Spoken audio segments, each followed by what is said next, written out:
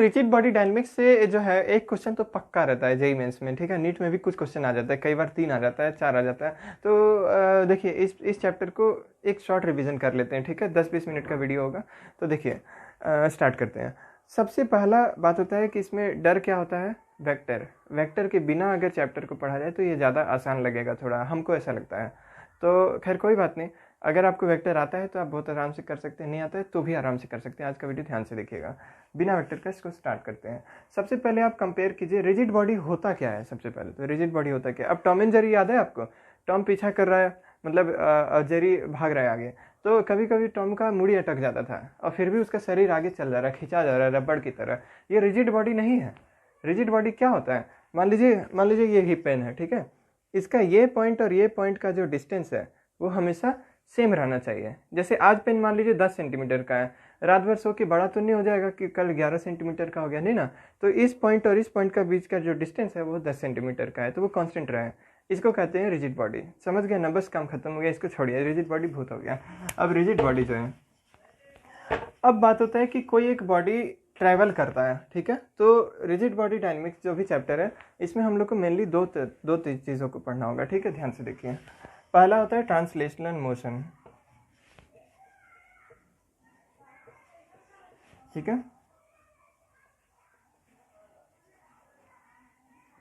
Translation, अब translation का मतलब क्या होता है, कोई एक बॉडी ट्रांसलेट कर रहा है मान लीजिए, ठीक है। जैसे कि ये एक रिजिड बॉडी है, अब रिजिड बॉडी है तो इस पॉइंट और इस पॉइंट का बीच का डिस्टेंस चेंज नहीं करेगा, बस इस बात को आप याद रखिए, ठीक है।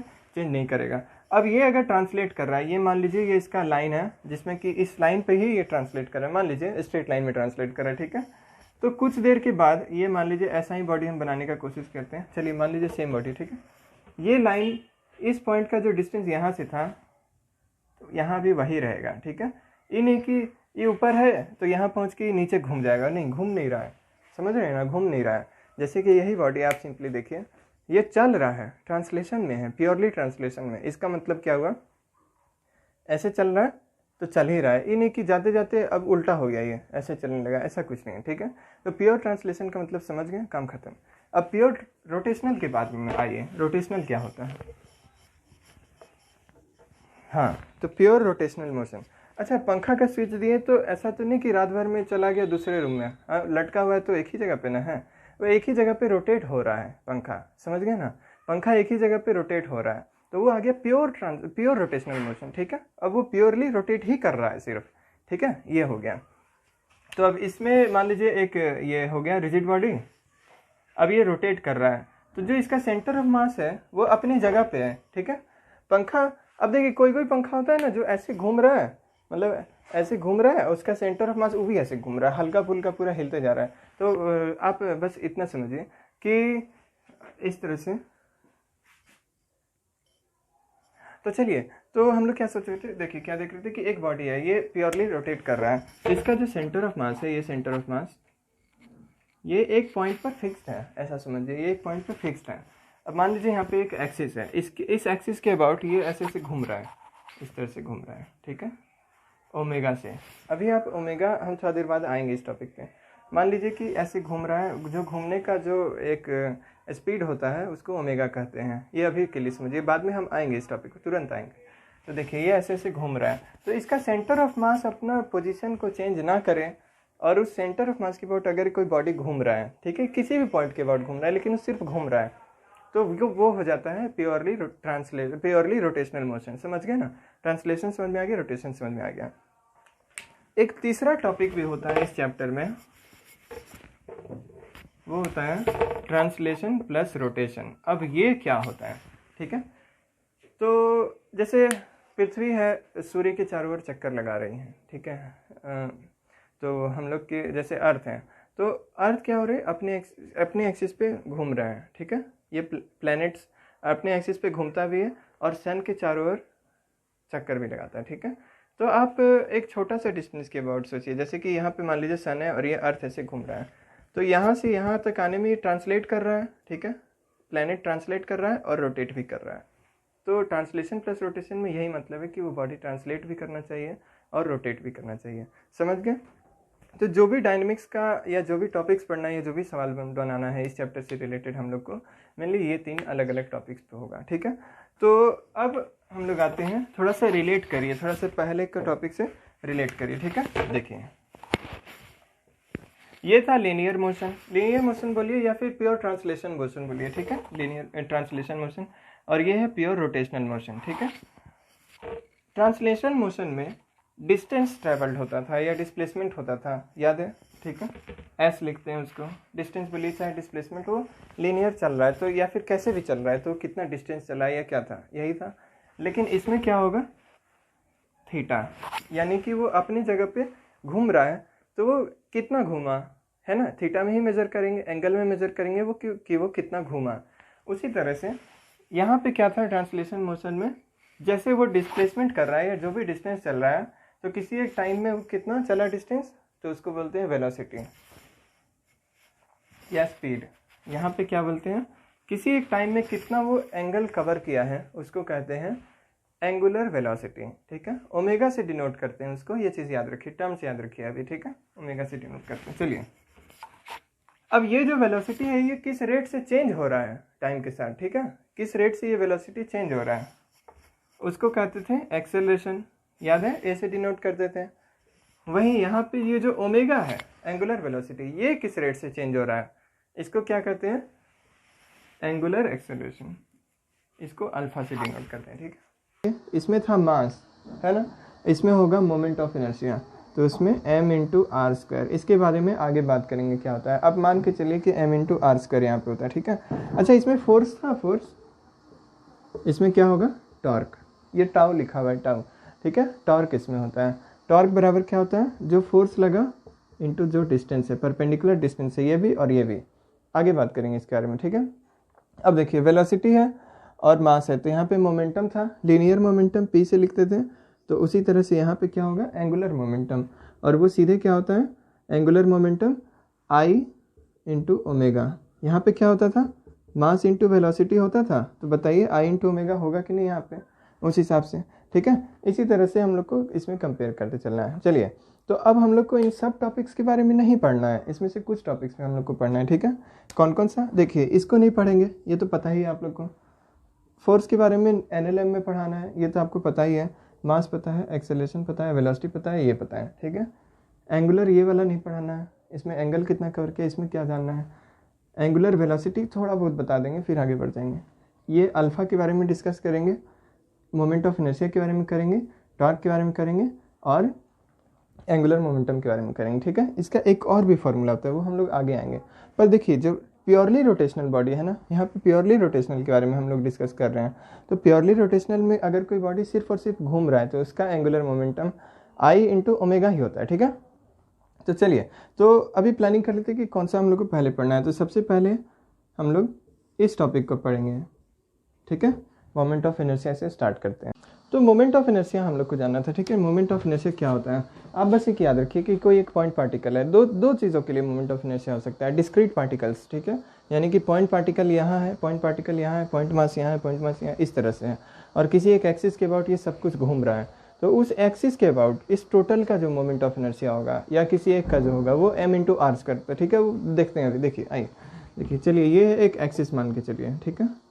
अब यहाँ पे एक मास है m1, ठीक है, इसका डिस्टेंस है यहाँ से r1, तो इस पर्टिकुलर मास का मोमेंट ऑफ इनर्शिया क्या हम लिखेंगे, I is equal to m1 r1 square, ठीक है। मास लिखना है, उसको इंटू करना है डिस्टेंस के स्क्वायर के साथ, परपेंडिकुलर डिस्टेंस होगा, ये जो रेडियस होगा नहीं परपेंडिकुलर होगा, अगर नहीं है परपेंडिकुलर तो आप परपेंडिकुलर बना लीजिए, ठीक है, वो आगे पढ़ेंगे, लेकिन ये परपेंडिकुलर डिस्टेंस ही आपको निकालना है, ठीक है। अब मान लीजिए इस पूरे सिस्टम में यहाँ पे एक मास है m2 है, यहाँ पे उसका डिस्टेंस r2 है, फिर एक मास यहाँ पे है m3, उसका डिस्टेंस यहाँ से r3 है, एक मास यहाँ पे m4, उसका डिस्टेंस यहाँ से r4 है मान लीजिए, ठीक है, यहाँ पे m5 है, उसका r5 है। तो जो भी आप सबको इस तरह से ऐड करते जाइए, जैसे कि m2 r2 का स्क्वायर प्लस m3 r3 का स्क्वायर, इस तरह से प्लस m4 r4 का स्क्वायर, ऐसे सबको ऐड करते जाइए, वो क्या निकलेगा, total moment of inertia of the system. ये सारा सिस्टम जो है एक साथ एक एंगुलर वेलोसिटी से इस एक्सिस के अबाउट घूम रहा है, समझ रहे हैं ना, इस एक सिंपल एक सीधा लाइन है, इसके अबाउट ही पूरा घूम रहा है, तो मोमेंट ऑफ इनर्शिया क्या हुआ, ऐसा। पर क्वेश्चन ऐसा नहीं आता है, ये क्या है, ये अभी स्टार्टिंग में सीख रहे हैं कि डिस्क्रीट पार्टिकल्स का कैसे निकालते हैं, ठीक है। लेकिन इसका यूज़ करेंगे हम लोग आगे और भी पार्टिकल्स का निकालने में। कैसे, रुकिए देखते हैं।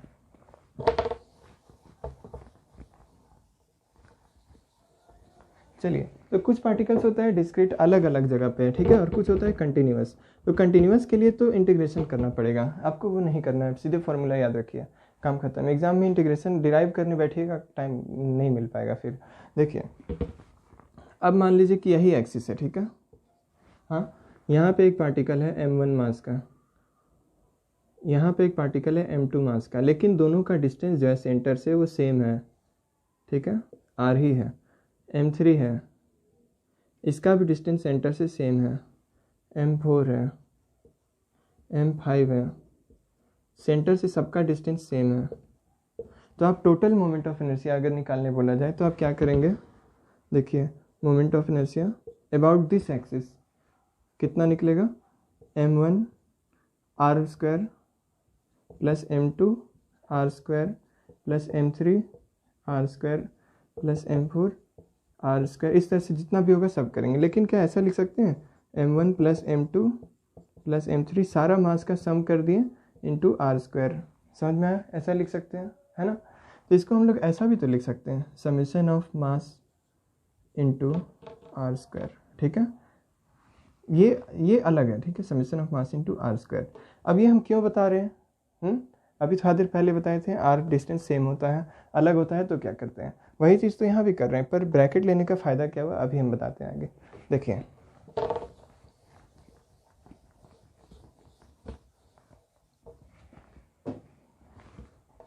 मान लीजिए कि ये देखिए, ये एक रिंग है, रिंग, ठीक है। ये उसका सेंटर से पास होते हुए एक एक्सिस है जो कि ऊपर से नीचे गया है ना। ये जो एक्सिस देख रहे हैं ना, ये मान लीजिए कि वाई एक्सिस, मतलब ये वाई एक्सिस में है, ठीक है। ये सीधा लाइन जो देख रही है वाई एक्सिस में है, ऐसे है ये एक्सिस। और जो रिंग है ना वो एक्स और जेड एक्सिस में, मतलब कि कुछ इस तरह से है, ठीक है। और ये रिंग इस तरह से घूम रहा है इस एक्सिस के अबाउट, और ये एक्सिस कहाँ से पास हो रहा है, सेंटर से पास हो रहा है। यहाँ तक समझे। अब बताइए, ये रिंग है तो यहाँ से लेकर के पूरा पेरीफेरी तक में कोई मास नहीं है, मास सीधा कहाँ पे, रिंग पे।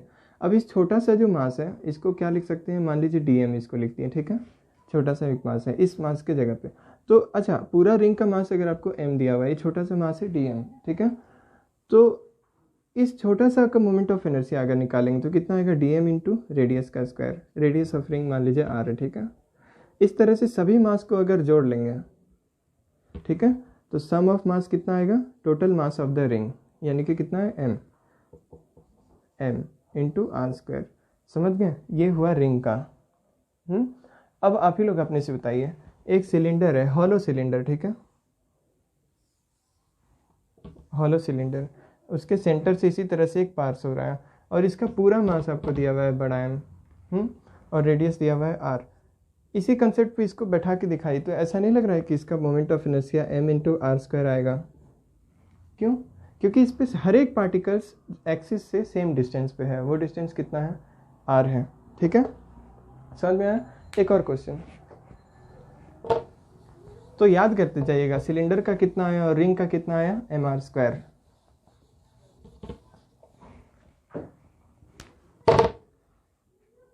एक रिंग जो है वो पूरा नहीं है, सेमी सर्कुलर रिंग है, ठीक है। उसके सेंटर पे, मतलब उसका जो भी सेंटर था वहाँ से एक एक्सिस इस तरह से गया हुआ है, ये एक्सिस है, मान के चलिए ये एक्सिस है, और ये पूरा रिंग इस तरह से घूम रहा है, ये सेमी सर्कुलर रिंग घूम रहा है। इसका मास अगर दिया हुआ है m। अब बताइए, तो फिर से वही पार्ट, फिर से वही याद करिए, एक छोटा सा मास है, उसका डिस्टेंस यहाँ से r है, यहाँ पे एक मास है, उसका डिस्टेंस r है। टोटल को जोड़ेंगे तो सारा मास को कॉमन लिए और r स्क्वायर किए, तो क्या आएगा, ये summation of mass into r square. Summation of mass मतलब पूरा मास ऑफ द रिंग कितना है, m है, m इंटू r स्क्वायर। समझ में आया। इतना ही नहीं, अगर ये रिंग इतना ही होता, मान के चलिए एक सेक्टर भी है, तो इस सेक्टर का कितना मास है, मान लीजिए m है, इस सेक्टर का जितना मास है उस मास, मान सेक्टर बोल रहे हैं, आर्क है ये, ठीक है, एक आर्क ऑफ द रिंग है, वो अगर सेंटर ऑफ द पूरा रिंग के चारों ओर घूम रहा है ओमेगा से, ठीक है, तो उसका जो मोमेंट ऑफ इनर्शिया होगा वो भी कितना होगा, mr स्क्वायर। मतलब आपको इनडायरेक्टली यही देखना है कि जो पॉइंट घूम रहा है, जो पॉइंट रोटेट कर रहा है, उस पॉइंट का डिस्टेंस कितना है एक्सिस से, ठीक है।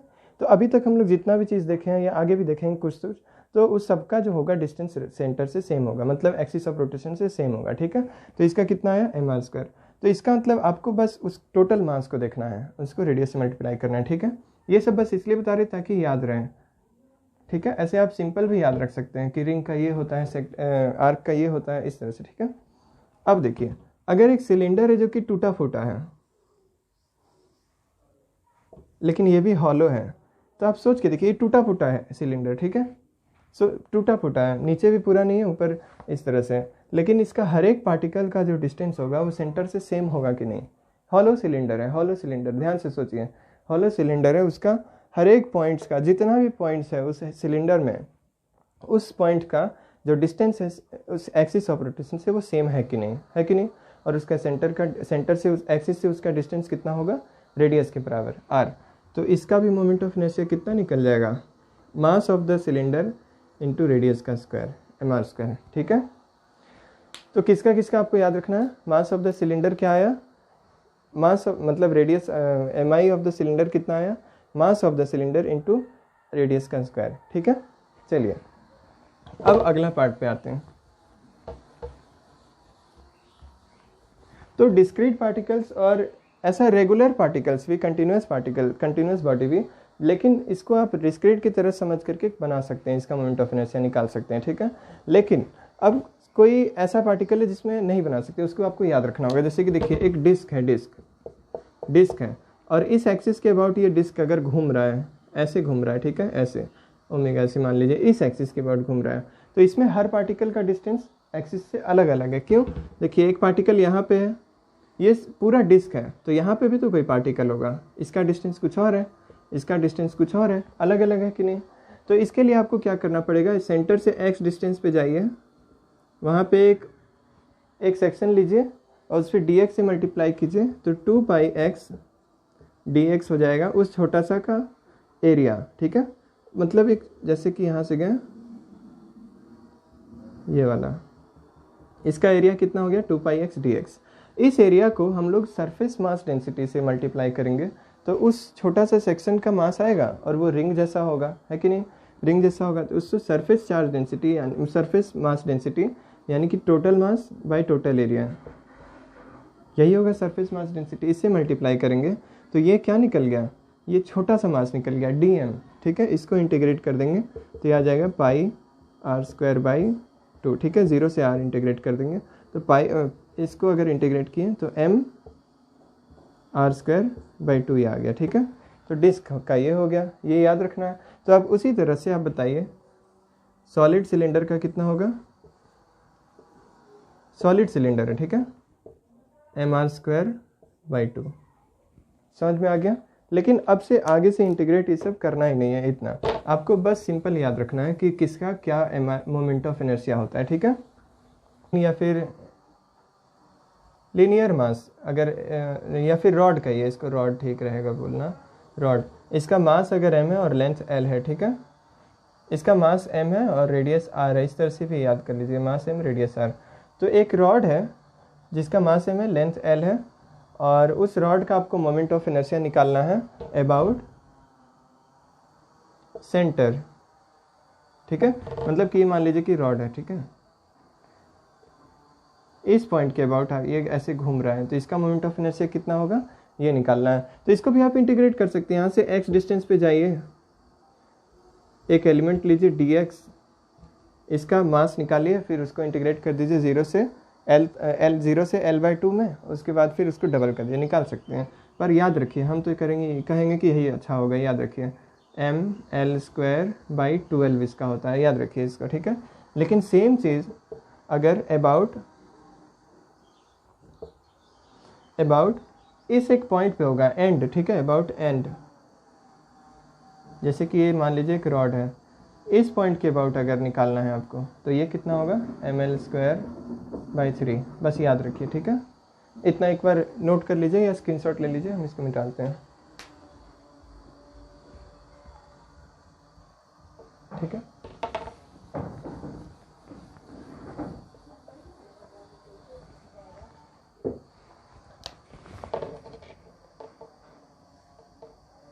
अब आते हैं कि रॉड का जो मोमेंट ऑफ इनर्शिया निकला 2, उससे हम लोग क्या क्या चीज़ निकाल सकते हैं। ध्यान से देखिए, एक स्क्वायर है जिसका साइड ए है, ठीक है, इस एक्सिस के अबाउट निकालना है जो कि इसके सेंटर से पास हो रहा है, ठीक है। एक स्क्वायर है, सेंटर से पास हो रहा है, वो घूम रहा है, यानी कि मतलब ये एक्सिस है और ये स्क्वायर है, ठीक है, ये ऐसे घूम रहा है, समझ गए। तो देखिए ये स्क्वायर इस तरह से घूम रहा है इस एक्सिस के अबाउट, तो इसका कैसे होगा, आप इसको अज्यूम कर सकते हैं कि एक रॉड यहाँ पे है जिसका मास m है और लेंथ a है, एक रॉड यहाँ पे है जिसका मास m है और लेंथ l है, उसके एक रॉड यहाँ पे इसका मास m है, लेंथ l, इस तरह से ढेर सारा रॉड मिल करके ये स्क्वायर बना हुआ है। तो एक रॉड जो होगा उसका मास है, अगर मान लीजिए dm होगा, ठीक है, छोटा सा मास मान लीजिए dm, तो कितना होना चाहिए उसका moment of inertia into a square by 12, क्योंकि सेंटर के अबाउट है, याद कीजिए अभी बताए थे सेंटर के अबाउट, ठीक है, dm into A square by 12। अब इस dm का अगर समेशन कर देंगे तो क्या आएगा, पूरा का मास, यानी कि जो स्क्वायर का मास है उतना, तो m into A square by 12, ठीक है, स्क्वायर का आ गया इसके अबाउट, समझ गए। अब यही अगर हम बोले कि इस एक्सिस के अबाउट कितना हुआ, इस एक्सिस के अबाउट कितना हुआ, तो आप सिंपली सोच लीजिए कि एक रॉड है जो कि इसके अबाउट घूम रहा है, ठीक है, ऐसे घूम रहा है, तो इसका कितना होता था ml स्क्वायर बाई 3, तो इस एक्सिस के अबाउट कितना हो जाएगा ml स्क्वायर बाई 3, ठीक है। और याद रखिए इस एक्सिस के about ml square by a, मतलब a हो जाएगा यहाँ पे, ठीक है, l के जगह पे, और यहाँ पे ma स्क्वायर बाई 12, याद रखिए दोनों एक्सिस के अबाउट, ठीक है। चलिए यहाँ पे ही देख लेते हैं, एक रेक्टेंगल है, अब आप ही बताइए, a है, ये b है, ठीक है, हम पूछ रहे हैं कि इस एक्सिस के अबाउट कितना होगा, m a स्क्वायर बाई 12, ठीक है, क्योंकि आप ऐसा एज्यूम करिए कि एक रॉड है जिसका कि लेंथ a है और वो ऐसे घूम रहा है, ऐसा ऐसा ढेर सारे रॉड से मिलकर ये रेक्टेंगल बना है, ठीक है। अब हम बोले कि इस एक्सिस के अबाउट निकालिए, तो आप क्या एज्यूम करेंगे कि एक रॉड है ऐसे इस तरह का ढेर सारा रॉड से बना हुआ है ये रेक्टेंगल, तो इस एक्सिस के अबाउट कितना हो जाएगा, m b स्क्वायर बाई 12, ठीक है, समझ गए। अब यहाँ पे दो इंपॉर्टेंट थ्योरम हम लोग को पढ़ना है, परपेंडिकुलर एक्सिस थ्योरम और पैरेलल एक्सिस थ्योरम, बस उसके बाद ये मोमेंट ऑफ इनर्शिया खत्म, अगला टॉपिक बढ़ेंगे जल्दी से, ठीक है। ये एक रिवीजन वाला टॉपिक हो रहा है तो इसमें उतना ज़्यादा टाइम नहीं देना है हम लोग को। चलिए तो जल्दी से परपेंडिकुलर और पैरेलल एक्सिस थ्योरम तो इसी में समझ लेते हैं, आई ना। देखिए एक ये एक्सिस है, एक ये एक्सिस है, तो परपेंडिकुलर एक्सिस थ्योरम क्या कहता है कि कोई दो परपेंडिकुलर एक्सिस ले लिए, ठीक है, मतलब कोई भी दो एक्सिस पे आप मोमेंट ऑफ इनर्शिया निकाल लिए और उन दोनों के परपेंडिकुलर आप एक तीसरा एक्सिस लीजिए, मान लीजिए हम ये लिए, ठीक है, तो यानी कि एक ऐसा एक्सिस लिए जो कि मतलब समझ रहे हैं, ये एक्सिस इसके परपेंडिकुलर है, ये अगर स्क्वायर है, ये अगर रेक्टेंगल है, तो इसके अबाउट निकाले, एक इसके अबाउट निकाले, ठीक है, एक में आ गया ma स्क्वायर बाई 12, एक में आ गया mb स्क्वायर बाई 12। अब ये तीसरा एक्सिस हम इसके इस दोनों के परपेंडिकुलर लिए, इस दोनों के परपेंडिकुलर एक तीसरा एक्सिस लिए, तो इसमें कितना होगा, तो सिंपली आप क्या कीजिए उस दोनों को जोड़ दीजिए, ठीक है। इसके कारण क्या है ma स्क्वायर बाई 12, इसके कारण mb स्क्वायर बाई 12, तो जो दोनों को जोड़ेंगे तो आ जाएगा ma square b square by 12। ये किसके अबाउट ये किसके अबाउट निकला है, axis perpendicular to the plane of the rectangle, या स्क्वायर में भी कर सकते हैं, ठीक है, axis perpendicular to the plane of the square. आप ही बताइए स्क्वायर में अगर यही थ्योरम लगा के देखिए, एक स्क्वायर है, ठीक है, एक स्क्वायर है ये स्क्वायर है, इसके प्लेन के परपेंडिकुलर इसके सेंटर से पास होता हुआ एक एक्सिस है, इसके इस एक्सिस के अबाउट इसका मोमेंट ऑफ इनर्शिया निकालिए, तो कितना आएगा, आप जानते हैं इस एक्सिस के अबाउट कितना है ma स्क्वायर बाई 12, इस एक्सिस के अबाउट कितना है ma स्क्वायर बाई 12, दोनों को जोड़ दीजिए, इसके अबाउट कितना आ जाएगा 2 इंटू ma स्क्वायर बाई 12, यानी कि ma स्क्वायर बाई 6, समझ गए। तो इस एक्सिस के अबाउट कितना आ गया ma square by 6। Perpendicular axis theorem समझ में आया, उसका एक और एग्जांपल दे देते हैं, देखिए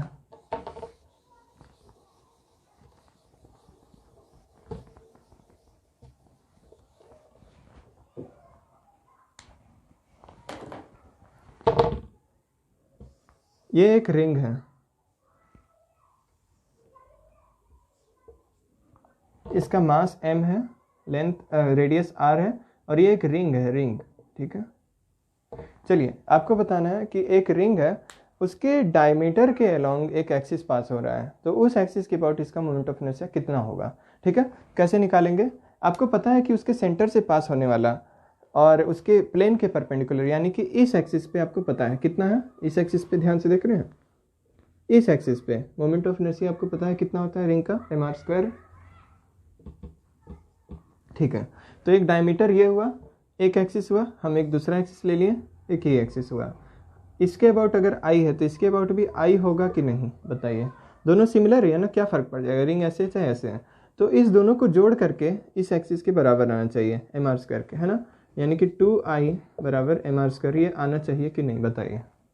परपेंडिकुलर एक्सिस थ्योरम के मुताबिक, समझ गए परपेंडिकुलर एक्सिस थ्योरम, तो i बराबर कितना आ जाएगा mr²/2। समझ में आ गया। आप एक बार एक डिस्क लीजिए, ठीक है, एक डिस्क है, उसके डायमीटर के अलोंग एक एक्सिस गया हुआ है, डायमीटर के अलोंग एक एक्सिस गया हुआ है, उस एक्सिस पे आप हमको मोमेंट ऑफ इनर्शिया निकाल करके कमेंट में आंसर दीजिए अपना। ठीक है, हम उसका रिप्लाई भी करेंगे, जवाब देंगे हम सबका।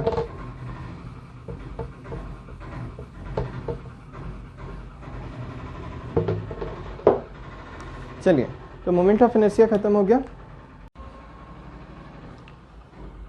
तो चलिए, मोमेंट ऑफ इनर्शिया में परपेंडिकुलर एक्सिस थ्योरम तो आप लोग समझ गए, उसका यूज़ कैसे करना है ये भी समझ गए। अब आइए जल्दी से देख लेते हैं कि पैरेलल एक्सिस थ्योरम क्या होता है। ये भी एक इंपॉर्टेंट टॉपिक है, इससे भी क्वेश्चन आ सकता है, आरबीडी से अगर क्वेश्चन पूछेगा तो इसी से दे देगा। ठीक है, चलिए, अब पैरेलल एक्सिस थ्योरम क्या होता है, वो सिंपली जैसे कि मान लीजिए ये एक डिस्क है, ठीक है, ये डिस्क हो गया, इसके सेंटर से पास करने वाला एक परपेंडिकुलर है, इससे सेंटर से पास करने वाला परपेंडिकुलर कितना हो जाएगा, उसका एक परपेंडिकुलर एक्सिस है जो कि इसके सेंटर से पास हो रहा है, उसके अबाउट कितना होता है, जैसे कि ये है, देखिए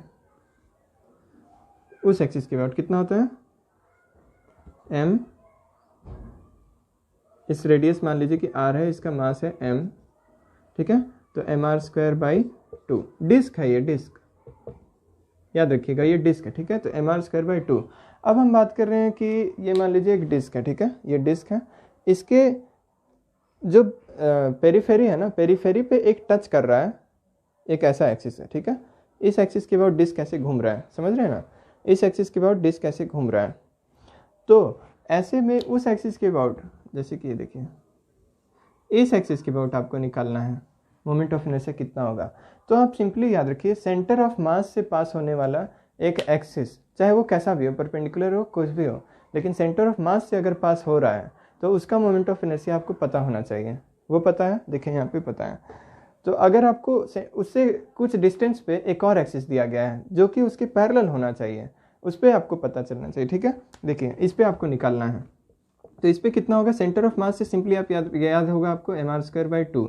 आपको इससे निकालना है तो उसमें आप जोड़ दीजिए, क्या जोड़ना है, यहाँ से लेकर के यहाँ तक का डिस्टेंस। अब पैरेलल लाइन से दोनों, तो डिस्टेंस तो हमेशा ही सेम होगा, कितना है रेडियस, यहाँ पे रेडियस है, डिस्टेंस तो सेम होगा, तो कितना होगा, इसको मास को इंटू करिए डिस्टेंस के स्क्वायर से, r², कितना आ जाएगा 3/2 mr²। समझ में आया, ये किसके अबाउट निकला। देखिए पैरेलल एक्सिस थ्योरम का याद रखिए, इंपॉर्टेंट टॉपिक है पैरेलल एक्सिस थ्योरम। इसमें आपको बस ये याद रखना है कि एक्सिस को पैरेलली अगर शिफ्ट करते हैं, एक्सिस को पैरेलली अगर शिफ्ट करते हैं x डिस्टेंस से, तो मोमेंट ऑफ इनर्शिया बढ़ जाएगा, सेंटर ऑफ मास पे जितना था उससे बढ़ जाएगा, कितना बढ़ेगा, mx²। सिंपल, अब मान लीजिए ना यही रॉड है, ठीक है, इसका मास है m और लेंथ है l, सेंटर के अबाउट कितना है ml²/2l। अब हम इसको l/2 शिफ्ट कर दिए यहाँ के अबाउट, निकाल के देख लीजिए, वही आ जाएगा आपका आंसर। ठीक है, कमेंट में करिए आंसर। एक और सवाल है आपसे, एक डिस्क है, ये एक डिस्क है, इसके डायमीटर के अबाउट मोमेंट ऑफ, इसका मास m है, रेडियस r है, और ये डिस्क है। ठीक है, डिस्क मतलब समझ रहे, बीच में भी है इसमें, मतलब मास है, जैसे सॉलिड स्फीयर होता था ना, बीच में भी मास था उसमें, इस तरह से इसमें बीच में भी मास है, इसका मास है, रेडियस r, ये डिस्क है। इस डायमीटर के अबाउट एक एक्सिस है, उस पर मोमेंट ऑफ इनर्शिया कैसे निकलेगा, परपेंडिकुलर से। ठीक है, देखिए क्वेश्चन ऐसा ही आ सकता है, मोमेंट पहले परपेंडिकुलर लगाना होगा, फिर पैरेलल लगाना होगा, दोनों से देगा। ठीक है, अगर मोमेंट ऑफ इनर्शिया से दिया तो सिंपल नहीं देगा कि इसका मोमेंट ऑफ इनर्शिया निकालिए डिराइव करके, नहीं, वो कोई भी कर लेगा, ऐसा देगा, आपको थ्योरम यूज़ करना हो। ठीक है, देखिए एक डायमीटर के अबाउट आपको निकालना है परपेंडिकुलर एक्सिस थ्योरम से, और क्वेश्चन है कि आप इस एक्सिस के अबाउट बताइए, ये क्या है, टेंजेंट है, टेंजेंट टू द डिस्क, ठीक है, मतलब कि एक डिस्क है उस पर टच कर रहा है। इस एक्सिस के अबाउट कितना होगा मोमेंट ऑफ इनर्शिया, आप निकाल के बताइए, हम कमेंट में आंसर दे देंगे, ठीक है। तो चलिए, पैरेलल और परपेंडिकुलर एक्सिस दोनों समझ में आ गया। अब जल्दी से बढ़ते हैं मोमेंट ऑफ इनर्शिया के लास्ट टॉपिक में। अब ये क्या होता है, रेडियस ऑफ गायरेशन, एक ये टॉपिक है रेडियस ऑफ गायरेशन, ये क्या होता है। तो देखिए, मोमेंट ऑफ इनर्शिया किसी भी बॉडी का, मान लीजिए रिंग का ही mr² होता है, रिंग का मोमेंट ऑफ इनर्शिया mr² होता है, तो आप कोई भी मोमेंट ऑफ इनर्शिया को m इंटू के स्क्वायर लिख दीजिए, ठीक है, m इंटू के स्क्वायर लिख दीजिए। तो m से m कट गया, आपको k का वैल्यू निकालना है, ठीक है, k का वैल्यू यहाँ पे r आ गया, ये रेडियस ऑफ गायरेशन निकल गया, ठीक है। किसी का भी, जैसे कि डिस्क हो गया mr²/2, इसको m इंटू के स्क्वायर के बराबर कीजिए, ठीक है। इधर वाला कुछ भी हो सकता है, जो भी आप बॉडी लिए हैं उसका, लेकिन इधर वाला हमेशा सेम रहेगा, m इंटू के स्क्वायर सिंपली। अब ये k क्या है, यही आपको निकालना है, यही है मोमेंट ऑफ, यही है रेडियस ऑफ गायरेशन, ठीक है। तो चलिए, इसमें k का वैल्यू निकाल के देखिए, मास से मास कट गया, k का वैल्यू क्या आ गया, r/√2, ठीक है। तो सिंपली आप याद रखिए कि k क्या होता है, देखिए I है, उसको मास से डिवाइड किया, उसमें रूट लगा दिए, आ गया k का वैल्यू रेडियस ऑफ गायरेशन का। ये चीज़ याद रखिए। अब ये कहाँ यूज़ होता है ये सब बाद में बताएंगे, ठीक है, लेकिन ये फिलहाल यूज़ होता है आपका क्वेश्चन में, क्वेश्चन दे सकता है, इससे याद रखिए मोमेंट ऑफ इनर्शिया कैसे निकालते हैं, ठीक है। चलिए, तो मोमेंट ऑफ इनर्शिया वाला पार्ट खत्म हुआ, रेडियस ऑफ गायरेशन इसमें सब कुछ पढ़ा दिए, ठीक है। अब आगे बढ़ेंगे दूसरे टॉपिक्स में।